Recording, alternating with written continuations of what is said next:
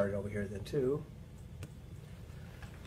Hello, this is Scott Wells for the MagicWordPodcast.com, and it really gives me great pleasure to talk to this guest here today because she is someone who is past president of the Academy of Magical Arts, someone who has also received the Melbourne Christopher Award, and has also been identified as an outstanding woman in various places, not the least among magicians, of course, and being the Society of American Magicians and the International Brotherhood of Magicians International Ambassador, which means that she gets to travel the world on her own nickel, but gets to say, oh yeah, well I'm doing this on behalf of the people who aren't paying me.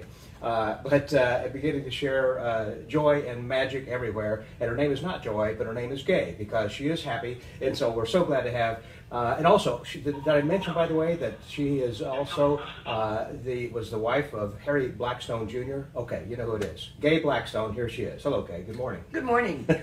Glad to have you here this morning. Thank you. It's fun to be here. It is. It's great. So we're here at the International Brotherhood of Magicians Convention in San Antonio, and you guys have been through San Antonio, I'm sure. Oh, absolutely. This is not your first rodeo, as we'd say here in Texas. Well, of course. Remember, I grew up in Texas. I forgot that you were. Yes. You a Dallas girl? Fort Worth. Okay, close enough. Close enough. DFW yes. area. Then. Yes. Okay. I actually grew up in an area between Fort Worth and Dallas, an area called Richland Hills. I thought you were going to say just a place called Wedlock. Well, actually, just a little bit outside that. Yes. Oh, Roger Klaus joke. And then when you were young, then you had moved from there with your parents? Yes, I moved from there to California. Yes. Mm-hmm. And it was kind of an interesting time because my mother's family was New Orleans, and my father's family was in Texas. Mm-hmm. So summers and holidays were New Orleans, and school time was Texas. So it was an interesting and a different way to grow up. And then to go into the entertainment field, it was actually a nice background. It's almost surreal. It was. It made everything else seem that it was real automatically. You were a dancer and yes. singing and everything as well? But yes. when you've been Harry, I guess, originally? Yes, I'd already been doing a lot of television. I mean, people think that I probably just got into magic and entertainment with Harry, but I really started working when I was 2, and I had a lot of experience. I was a television kid. You know, I did Dean Martin and Andy Williams and Jim Neighbors, so really? I had a lot of television experience. Now, in that, were you like one of the girls in the background who I was a gold digger with Dean Martin. You were a gold digger? Yes. I wish I would have known that up front. I love that show. Oh, it was a lot of fun to do, and I was. What was Dean Martin really like? He was delightful. Was he really? I mean, I hear different stories from one side to the other, but. Well, no, because I was the youngest one on the show. They were trying to do this image of the young, sexy females, and I was hired. And I was a junior in college, and they didn't bother to ask my age. I mean, I filled out the paperwork, but I was 16. Okay. So they thought I was 18. They thought I was like 18 or 19 or 20. And therefore, when legal found out how young I was, then I had to have a welfare worker, which kind of blew the image of these, the young, sexy things. So I had the welfare worker saying, I'm sorry, she has to have her milk and cookie break now. That's fun, because you were a child actor, child worker. A child worker at that point, yes. So, yes. But no, he was fabulous to work with. And he didn't really drink like everything. A lot of times he just had water or something. Well, he would come in and have a Tom Collins in the dressing room during rehearsal. Okay. One Tom Collins, not exactly the heavy drinker. And as a gold digger, our main jobs were to get him to his mark for each segment. And he was very playful, and he wouldn't want to move. And we had to get him there any way we could, as long as whatever we did not show on camera. Okay. So, I've heard stories about soupy sales.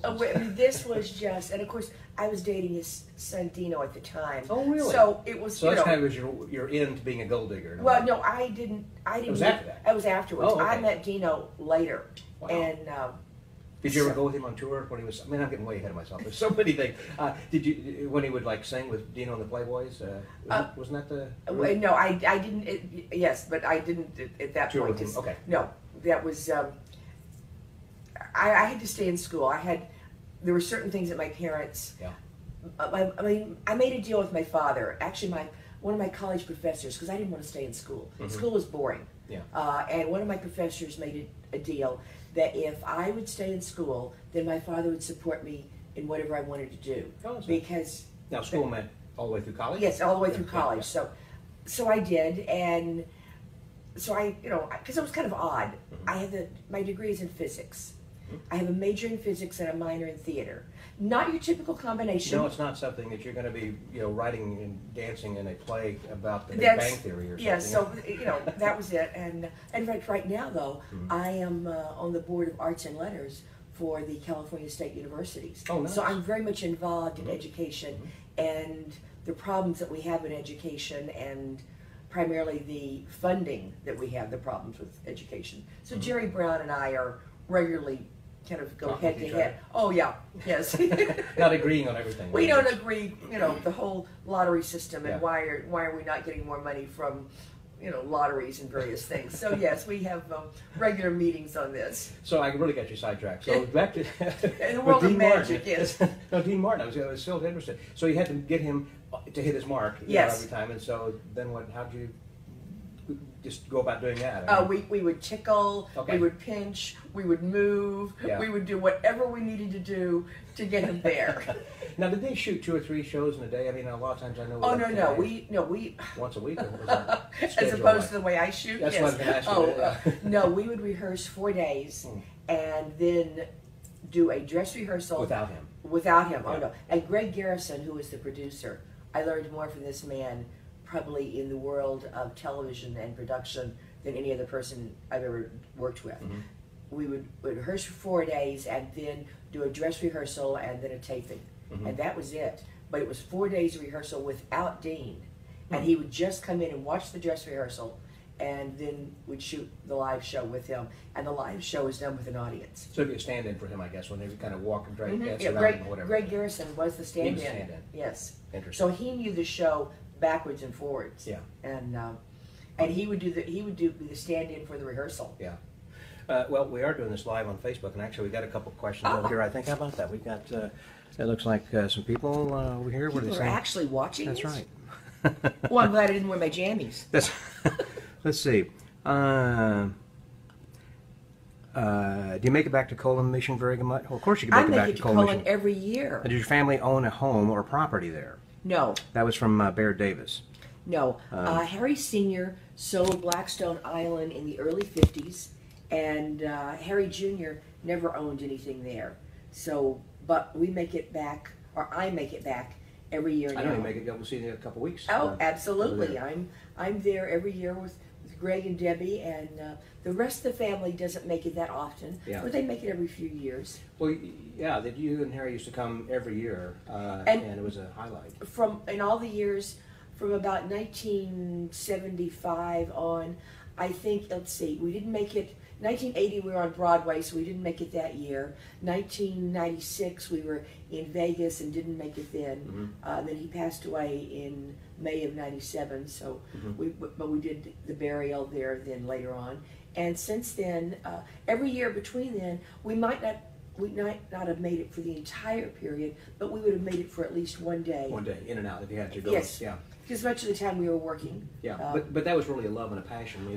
Yeah. Because that was going home. And even the kids, I mean, even though it wasn't home for any of us, we felt like it was. Yeah. I mean, it was one of those places where, because of the life that we led, and other places where we had to have security or various other things, that was a place where the kids could walk free. They could go from the island to downtown. Yeah. It was an adventure, and it made them have a feeling of what it was like for Harry during the summers that he was there growing up. Yeah, because that was where they went during the summertime. Yes. For those people who are listening who may not know the story about that and how they had Blackstone Island, I guess, and he had the home, and then each year that during the summertime that they would retreat to that basically, and they kind of regroup and make new shows. Because theaters didn't have air conditioning, so therefore that was why, if you ever go to theater in Europe, you know how hot it is in England in the theaters in the summer. Sure. Well, so American theaters, they didn't play. So they would go out from Labor Day to Memorial Day, close in that range. Yeah. But during the summers, they would be at the island. And the whole thing was, if you didn't have anywhere to go, if you didn't want to go to your home or whatever, you could stay at the island and, they'd put the next season show together, and you'd have the camaraderie of everyone else at that point.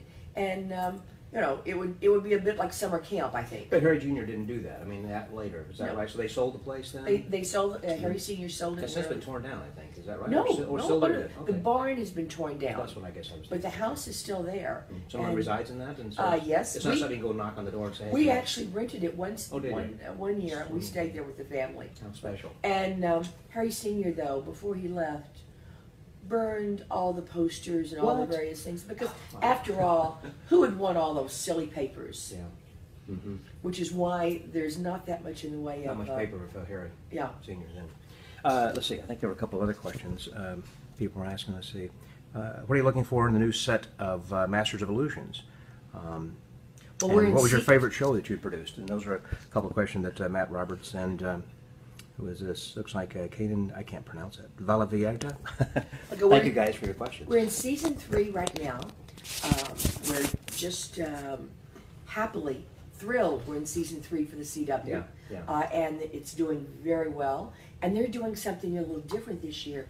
They're doing a new show at 8 o'clock, 7 o'clock Central, and then at 8:30 or 7:30 they're doing an encore show. So we're on for an hour, and the numbers are holding very well. That's so right. so we'll see what happens. Yeah. And then so there's an hour of Masters of Illusion, and so we'll see what happens for next season. So everybody watch, because when you're on network, the numbers play a major role in what happens. Just like cruise ships. I guess, what your ratings cards look like. That's it exactly. So so we'll see. Well, and the numbers I would think for CW, because it's not like a major network, that like ABC or Fox or NBC. Well, it is. Is it really? It really is. It's one of your top 5. Is that one that's on your regular cable channels that you get? You're a Nielsen. You're free. You're the same thing. You are in your CW is one of your top 5. You're competing against the rest of them. Oh, interesting. You are ABC, NBC, CBS, Fox, CW. Just like that. That's your top 5 networks. Did not know that. Remember, CW is also owned by CBS. Rupert? That's not Rupert Murdoch. That's No. Fox. Yeah. Okay. CBS. Yeah. Oh, okay. So you are part of your top 5. But that used to be like Warner or something, wasn't it? Yes. Yeah. Okay. Yeah. But no. So you're in your same category. The question kind of got ahead of me a little bit, because I was going to be getting in and asking about the Masters of Illusion, about how that kind of got started. Was that something that people had come to you, or you had this idea for a long time? We didn't realize Masters of Illusion started in 1994, and Harry was the host. And at that point, I may have a copy of that someplace. David McKenzie, who's the owner or president of Associated Television, David McKenzie was a kid doing magic years and years ago. In fact, as a teenager, competed in magic competitions like against Diana Zimmerman and all. I mean, this is someone who's had a love of magic for years. Yeah. And he bought the rights to FISM, and he did that, and Harry did it as a wraparound to FISMAX. And then he would buy magic acts elsewhere, and it was a wraparound with Harry as the host. So that was how it originally started in '94, and it kind of progressed. And then in 2000, we had Franz Harari as the host. I remember that in 2002, and I was one of the producers at that point. And then we started doing it more as the variety style of magic. Right. And prior to Harry's death, Harry and David had talked about the fact of doing it so that the show highlighted all different types of magic. And allied arts, or just magic in particular? Magic, but people forget that there's as many different types of magic as there are music. And it was something that Harry was always very fond of and really wanted, because the general public doesn't think of all the different types of magic. And Harry said, this is something they think of it in Europe, all the different types of magic. But in the U.S., they don't. And so it was a conversation that he and David McKenzie would have. Yeah. Like, what can we do so that the American public really understands that you've got so many different types of magic? Yeah. And how do you sell it without it feeling like it's cheesy? Yeah. And because we were already going away from networks feeling like, well, variety doesn't sell. We all know variety does sell. Oh my goodness, yes. But how many years where you go into a network and say, the American public doesn't want variety shows. However, they'd do an encore show of a Carol Burnett, and it'd be the highest rated show of the year. You'd talk to a network person that'd say, no, you just can't do variety. But they were so contradictory to themselves. That's networks. I mean, it's the and executives. And they still are. Yeah. However, they're the ones who sign the checks. Yeah. And you so go with the. Yeah. So you smile and you say, of course. Okay. They're going to be the buyers. You go with what they want. I mean, and so do they direct a lot of them? I mean, by producing this, you're putting together and getting some ideas of the shows and whatnot. But do they kind of have the direction? Are they the ones who put Dean Cain in there, for example, as the host? Or? Yes, I would love. I know people give me a lot more credit on this. I would love to think that I really do certain things. Mm-hmm. There's so many people that I'd love to have on the show that I can't. Not bad. Because what I have to do is, yes, I have to submit a picture of everyone that's on the show. And they send back yes, yes, no, no, having nothing to do with the magic. Wow. They pick the look that they think fits their demographics. And having nothing to do with the magic. Mm-hmm. And they've gotten a little better the last year or so, trusting me, trusting the team of David Martin, Al Swartz. I mean, this is the team. David Martin works hand in hand with me and with Al Swartz, but David Martin especially. And we're suggesting people, and occasionally we'll push on through, but primarily, we turn in these pictures of people, and they'll go, oh, that person, they don't, what are you doing? That's not our demographics. And we'll say, really trust us on this one. And sometimes we can push somebody through, but most of the time they'll say, that's not our demographics. They don't know anything at all about the act. They're going strictly on the visuals. Mm-hmm. So, so as much as people say, well, gee, why didn't they book that act? It has nothing to do with the act. It has to do with what they think are the demographics. Okay. And then you get into the magic. So it's, there's so many elements that go into it. So if somebody doesn't get booked, also if someone's off of our radar, so if you have an act or if you know someone that's really good and they're not booked, it may be because we don't know them or right. We've forgotten about them. So, it's like it has nothing to do with anyone personally. It's like, oh, it's not that I don't like somebody or sure. David Martin doesn't like somebody. It has nothing to do with that. It may be that we've forgotten about them. We don't know them. CW doesn't like their visual. Mm-hmm. There's so many elements that go into it. So everybody, send links, whatever, all these various things. Also, it may be that they're doing something that 3 other people have already done, and so therefore they don't have material that's different. We can't repeat the same material. So, right. And we all know in the world of magic, there's only so many things, a straight jacket is a straight jacket is a straight jacket. Yes. Right. And so many different illusions, and of course there are only so many elemental effects that are the same. As Whiskey would say. Exactly. Mm-hmm. Yes, Farrell does it on a rolobolo. Okay, that's enough different. Nathan Fine does it while singing, an Italian opera. Mm-hmm. Okay, that gives me something different. But otherwise, to say, well, I do a card trick and it's really different because the inside of my pocket's lined in red polka dots instead of blue polka dots. They're not going to look at it and think it's different.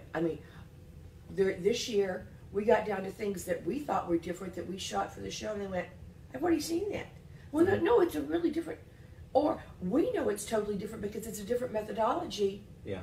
But visually to them, they say, "I just saw that trick last week." Well, no, it's a different. And they go, So even within us having done it, mm-hmm. and they'll say, look just like what we saw. So therefore, check mark, that doesn't get on. Uh-huh. Yeah. Interesting. Because I guess if it's a torn restored newspaper, they say, well, we saw the newspaper before.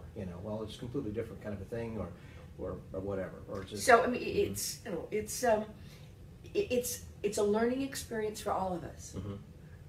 Wow. Well, I wondered about that. I figured that people would probably be talking to you all the time saying, hey, I've got a great act. And I'm sure you're saying, yeah, that sounds great. But and then they don't get on there and think, well, Gay didn't like me. It has, that's it exactly. And there's a lot of things that I love personally that for whatever reason they don't. So, as I said, so I am always looking. Please feel free to submit things to me all the time. Yeah. Because, we are looking constantly. It's a very avarice medium. Yeah. And I love the fact magicians typically are saying to me, it's so fast, Right. Well, It is pretty boom, boom, boom. I mean, it's like one thing, the way that they're cut, you know, they're just showing one thing and then here's, and then Dean Cain will come back on and say, now here, let's do the next one. Well, the American public has a short attention span. Has a very short attention span. It has to do with reality shows, I think. Well, so we're looking at things that are typically no more than 3.5 minutes. And many things that are, if you look at America's Got Talent, you give them 90 seconds. 90 seconds, good point. So, my favorite story, 2 weeks ago, we had on the flying piano. Yeah. Someone on Facebook said, oh, it's so nice to see the classics. Now, I don't think of the flying piano as a classic. Yeah. And someone else wrote and said, I really enjoyed it, but didn't it seem a little long? And it was like, and this was, I think, on the Academy of Magical Arts Facebook page. So I thought, here was someone in the magic world who was suddenly saying it seemed a little long and referring to it as a classic. The world is changing. Yeah. So, but it is. It's, and I thought this undoubtedly was one of our younger members. It wasn't someone in the mature category who had seen and been around as a basic comparison. Yes. But right. Yeah. So it's a different world, and we're all learning with it. Well, let's see. We've got a couple more questions, I'm sure, over here. Let's see. David Hinken had asked about the floating light bulb as one of the most fascinating tricks. Thoroughly enjoyed every time. Every time I see it, and it lives on. So, let's see. He said he enjoys watching it every time, seeing it as well. And that's something that I think Darren Romeo does. Well, yes, I've been able to license. Well, first of all, let me go back and say, there's many wonderful magic pieces in the world, but I feel there are very few miracles in the world of magic, and the floating light bulb is a miracle. And I've been able to do it as an intellectual property. It's one of the very few pieces of magic that has been able to be listed as an intellectual property. And because of that, I've been able to then do a license with it. And I have 2 licenses with it now. One is with Darren Romeo, and Darren is now in Pigeon Forge, performing it 6 days a week. And then Hans Klock is in Europe, and he has it licensed, and Hans performs it in Europe. So, and I may do maybe 1 more licensing with it, probably out of the country also. Now, licensing, that's different than patenting something, because if you then you have to expose the secret as you publish it. Because a licensing, the person never owns it. I can, all the ownership remains with me. They pay a fee to do it, and I control it, but at the same time, I also protect them in it. I supply everything with it. I teach them to do it, and any problems or elements or things that come up, I have to solve it for them. Yeah. So it's. I was just thinking about licensing and things like that when I'm watching Shark Tank, and they're getting these different ideas. I think it'd be kind of interesting. You probably have seen a lot of different ideas and things, certainly over the years, in magic, and trying to judge things like for the show or whatever other reasons, or like at the Magic Castle or other places. Have there been some things that you've seen that have been particularly creative, inventive, or interesting that you think, wow, I've never seen anything like this before? A few things. Or maybe it might be a performance of something. Yes, every once in a while you see something that is, someone has taken a classic piece and has done something very clever and very different and very original with it. Unfortunately, it doesn't happen as much as you'd like. Yeah. But it does happen, and it's normally with performance style. Because I think we've all seen those performers that we know immediately, they got it. Yes. They just got it. Yeah. And no matter what they're going to do, they're going to have their own style is going to be over the size. The magic will not be over them. They will be always over the magic. Right. It's about that person. I'm thinking like Danny Cole, for an example. There's somebody who is, he doesn't act that I can't imagine anybody else doing. It's uniquely him. And there are a lot of Jeff Hobson, different people who they can give away all their tricks and secrets, but nobody can beat them. Yes, I mean there are, it was like Harry. When Harry was there, the magic was his premise for being on stage. But he was bigger than the magic. He was always bigger than magic. Many times in reviews, they would say, we're not sure whether we should be reviewing him as a magician or as a comic.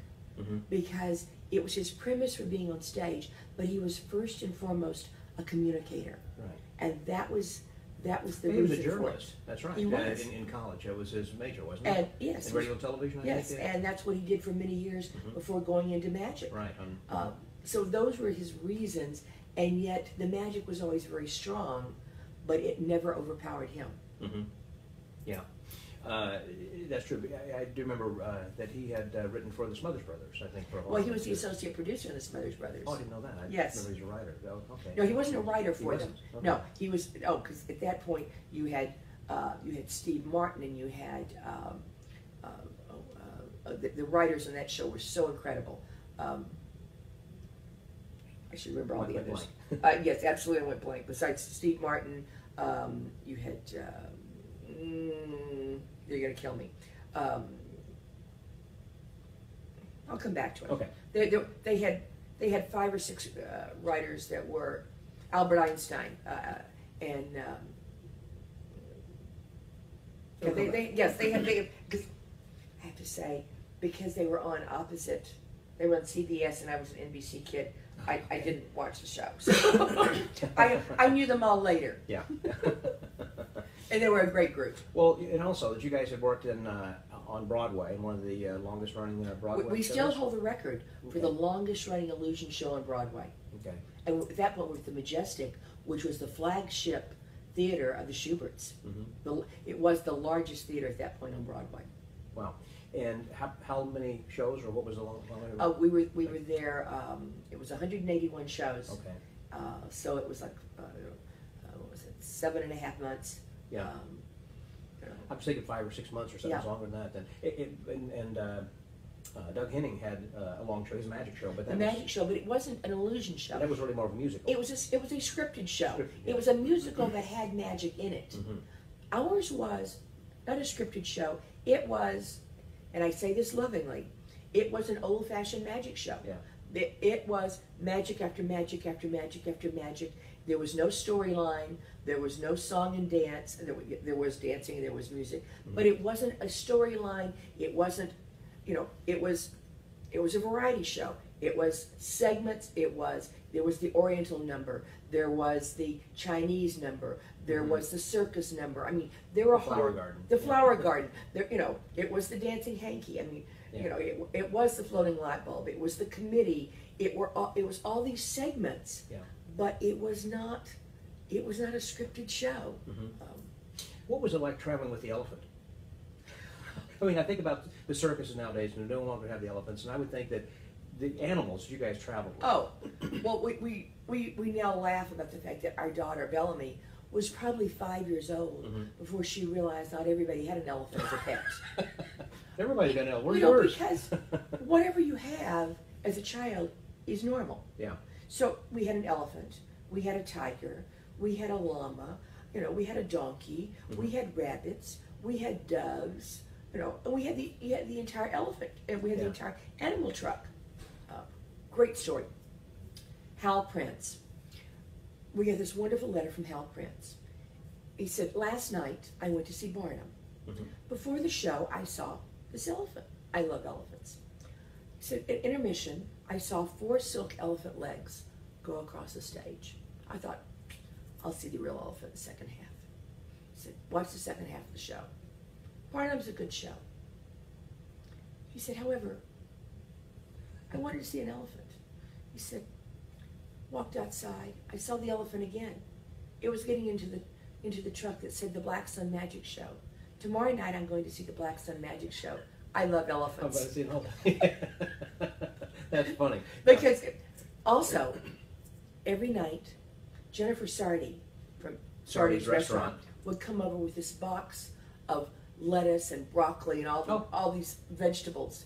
And so we used to say the elephant was catered by Sardi's. Wow. And it was great. And the elephant was a love. I mean, what was her name, or his name? Misty. Misty, okay. And in fact, Misty was just euthanized recently because she was at a sanctuary in Northern Carolinas because her arthritis had gotten so bad that she was in such pain that they had to. This was maybe a month or 6 weeks ago.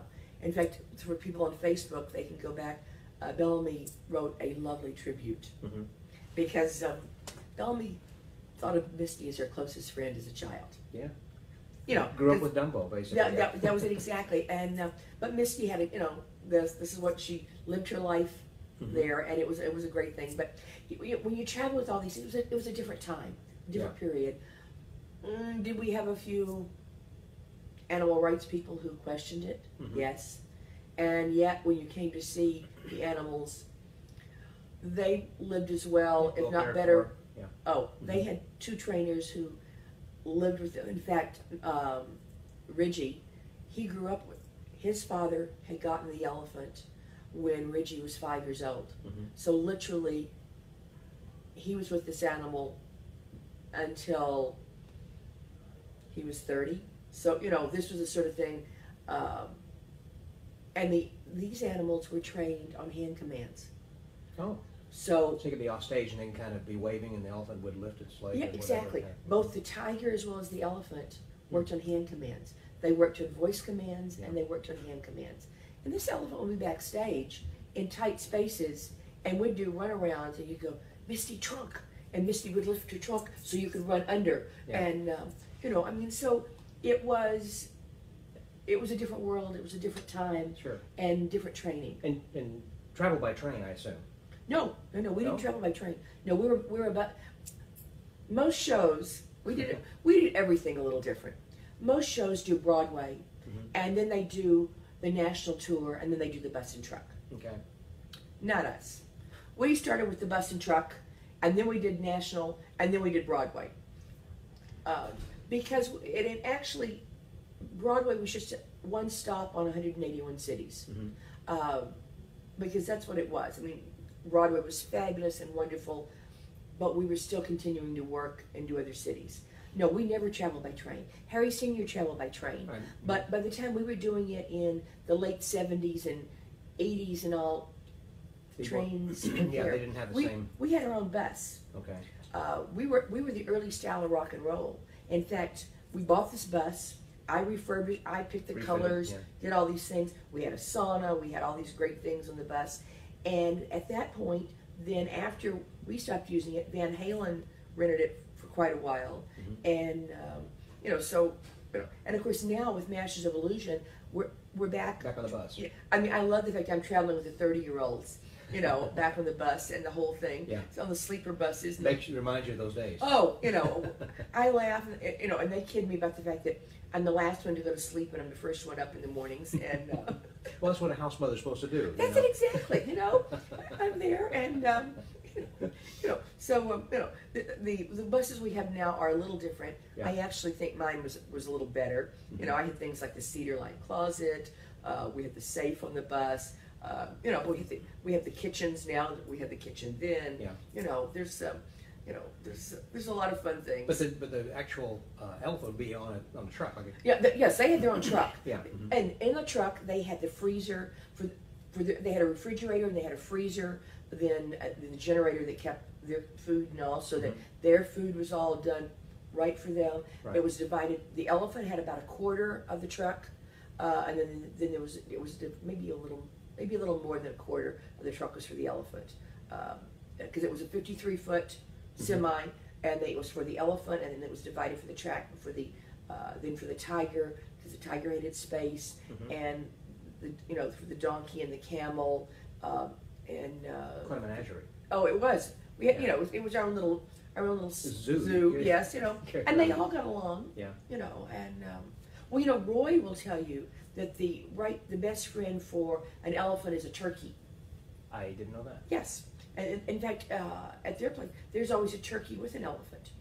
So we did not have turkey. Had we known that, we would have. I didn't know that till later. Well, let's see if we got a couple other questions over here. Let's see. I think that kind of got caught up there with some of them. So what was your the favorite show, or the best show that you ever produced? Talking about, going back to I don't know if that's a fair question, because there are other people. It's kind of tough.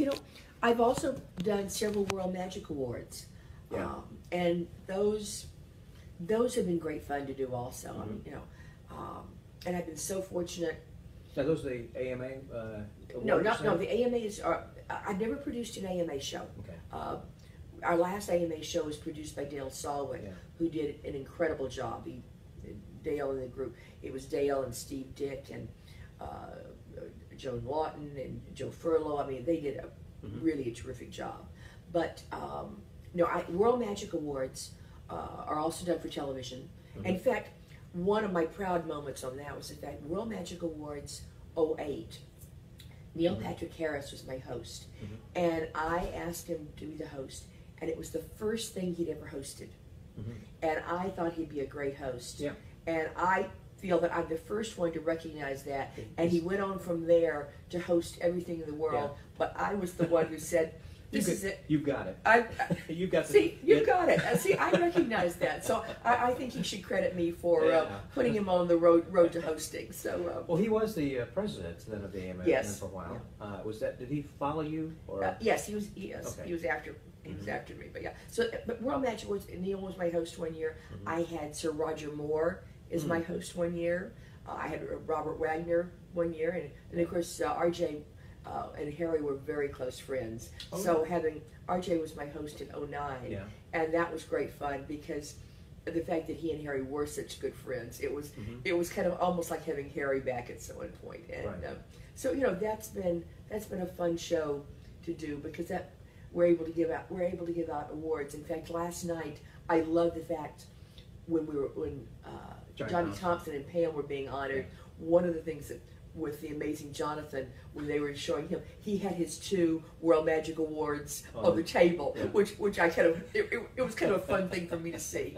But, let me move these awards out of the way. I understand, Johnny, you're being some awards tonight. You probably haven't gotten this one yet. So it was kind of a little inside joke that was great. That was great fun. So, well, you and Harry have done so much, traveled so many places, met a lot of people, and you continue then with your life of doing so many things and producing magic shows. But I had to reinvent myself.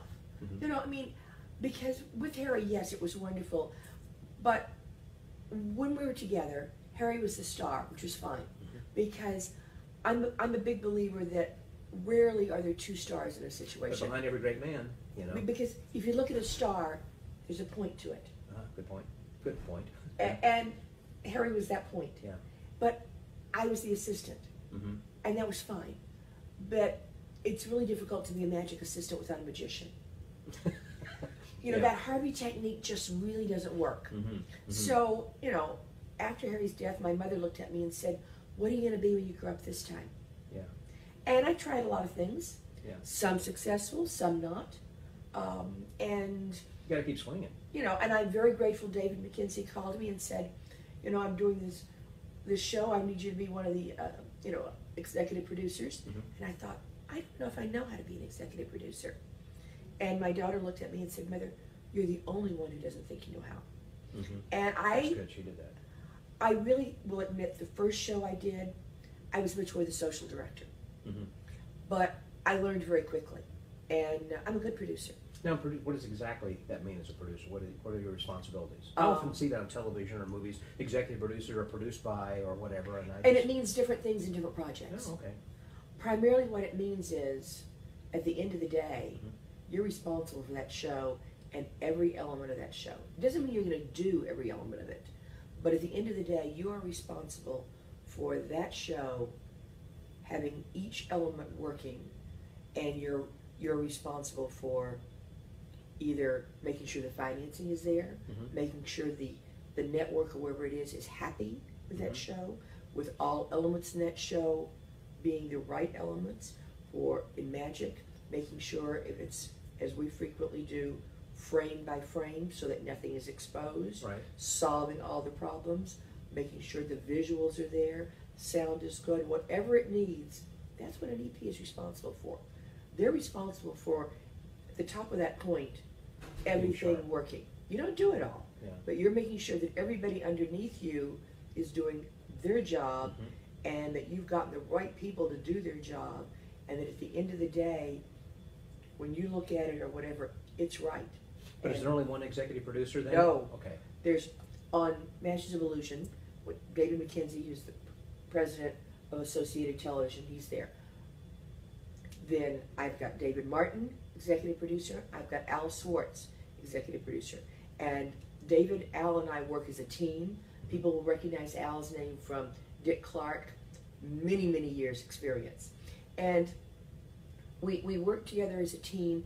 We all kind of have our expertise of things that we know about, and we all look at things a little differently, but that's what makes it work. So it's not like there's too many cooks in the kitchen and everybody's saying, well, you should be doing this, because they know each job. We know each job, but then there are times that we all look at things together, and we all have our own opinion.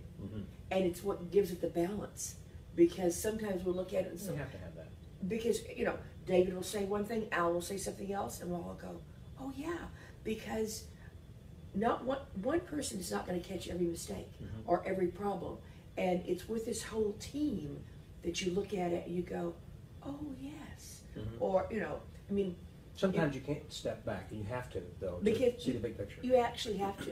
I mean, Al tends to write Al writes the copy for Dean Cain because he can write in Dean Cain's head, in his voice. I couldn't do that, That's what Johnny was talking about last evening, about how when he works with different magicians, that he has to actually get in their mind, like with Matt Franco or whoever he's working with, and think like them. Exactly, you have to do that. And yet at the same time, I may catch visually mistakes that Al wouldn't see, and I would go, whoops, I saw a flash, or I see something that they wouldn't see, but that doesn't mean that other magicians watching it aren't going to see also. So that's why we all work together, and it's not that one person is any more important than another one. Everybody has to do their job. Right. And it's interesting. Well, let me see if we got another question over here of somebody. I think people are kind of starting. It is Sunday morning, so maybe not as many people are are watching. So well, and on the East Coast, it's not too early, but on the West Coast, it's quite early. They haven't woken up yet. Yes. That's right. Sleeping in today. I had spoken with you a while back on the podcast, very briefly, when I think we were in the get together, and I'd asked you a question about what was a memorable moment, and you were talking about being trapped in it was the Britannia or something, I think, or you were there for a long time. Can you recount that story again? Oh, I don't even know which one it was. Well, tell another one. Okay, let's see. Memorable moments, good and bad. There's so many at different times, because then they're all funny. I mean, they're not all funny, but things happen in magic, good and bad, and especially for assistants, because you could be locked in the trunk for a while. One year we were doing a corporate show. We were doing a Honda show, introducing the Arrows. And we were doing it in Reno. So we had this brilliant idea that we were going to use the drum would be the opening, because the drum would be the... That's what it was the drum. Okay. Not the Britannia. Oh, okay. We were doing this, and we were in Reno, R-E-N-O, Honda, O, Arrow, A-E-R-O, this whole thing. So we created this, and curtain was going to be open, it would be this whole thing. No one thought about the fact that it had to be set early. Then there was a 2.5-minute opening music piece before the number even started. So all in all, it was like the curtains open, it's 2.5 minutes, the whole number, and it's like suddenly I'm going to be in this illusion for like 12 minutes, 8 minutes, whatever it was. It's like, this is not the normal thing that you're doing. You're loaded in the illusion and music starts, you're off and going. So it was like, all right. And we didn't think about it until like the day of. This is not a large load space. It is not a comfortable load space. In fact, Craig Dickens, the piece is online for sale, and Craig Dickens was looking at it. He said he was trying to calculate this, and he said he's looking at it going, that's 3.5 inches, it's this. And I am in there with a headpiece, 50 flags that are in one bag or in 2 bags, 2 large flags, a torch. I'm in stiletto heels, and and there was no space allowed for a head or a neck. Now, so I'm in this, and you're trying not to get cramps. Right. The neck is so you're breathing, and and of course, fortunately, there is a piece at one point where it's like, okay, I have to have air. I really have to have air. So it's like a piece has been cut out and there's been fabric put over it, so it's not solid wood. you are getting air, but you're breathing air through fabric. You know, so yes, it was one of those times when, let's just say, meditation came in very handy, trying to breathe your way. And never in all my life was I so glad to get out of an illusion. And you were in there for how long total? Oh, I think totally. It had to be somewhere between 7 and 10 minutes. Wow. Obviously, you're not claustrophobic. No. Because some people, I think, would get in there for just 30 seconds, they'd freak out. Oh, absolutely. Being assistant's not for everyone. No, it's not. It really isn't. And last year, from a car accident, I had to have an MRI, and they said, you know, are you going to be okay? And I thought, how long is this taking? They said, oh, well, it's probably going to be 10 minutes. And I thought, big deal. You know, it's like they said, well, your feet will be out. I thought, big, it's not bad at all. So, well, speaking of that, and the buzzsaw illusion that I've been doing that for so long. The buzzsaw, it was not my favorite ever. At the first time, my wife's either. Kathy's not real wild about that. I know it's going to go okay, but it just freaks her out. Well, and the first time I did the buzzsaw, we were doing it for a television show, and we were supposed to rehearse it on Thursday. We were Hocus Pocus, New York City, Dick Cavett. It had just been built, so we'd never really done it. I'd been in it, but not with the blade going and the whole thing. Yeah. Mark Wilson is doing a car vanish. Didn't work. Having problems with it, so we don't get to it. Okay, so we're going to do it on Friday. Car vanish still isn't working. We don't get to it. It's now Saturday morning. Don't worry, we'll do it. Day is going on. We don't get to it. Don't get to it. Well, unbeknownst to me, Walter Miller, who is the director, said to Harry, okay, it's getting late in the day. We're going to shoot this, but if we don't get it on this first take, it's not going to be in the show because we're running out of time. We're at the Ed Sullivan Theater. It's all union. Costs are what they are. Yeah. So we start into this, and I am screaming, stop. Harry's not stopping. Oh, my. I realize that he's not stopping. And the blade's coming. It's going through. All right, we continue. Finish. Charles Reynolds, who at that point said, "Gay, I really didn't realize what a really good actress you are." None of them realized at that point that in one of the adaptations that had been made in the new version, that the safety had been changed from metal to stainless steel. And you can go through stainless steel. Well, stainless steel is an even heat conductor. Oh, okay. So yes. Red hot. Red hot. So yes, I was injured. Yes, I healed. You got a scar? It was changed. Yeah, I have a scar.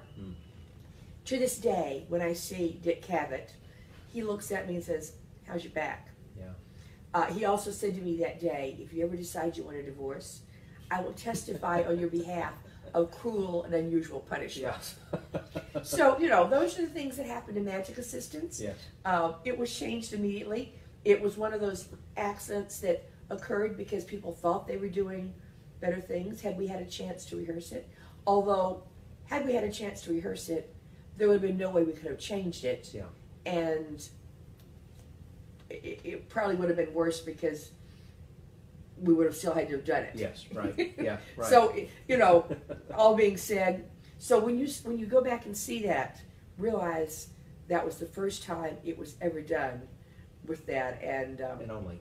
And yes, it was changed after that. And it was true horror. It was true horror. Yes. Well, it's interesting you mentioned Charlie Reynolds, because I had him in my mind. I was going to ask him. I know it's such a dear friend. Oh, absolutely. For a number of years. What did he do to help in everything with you and Harry?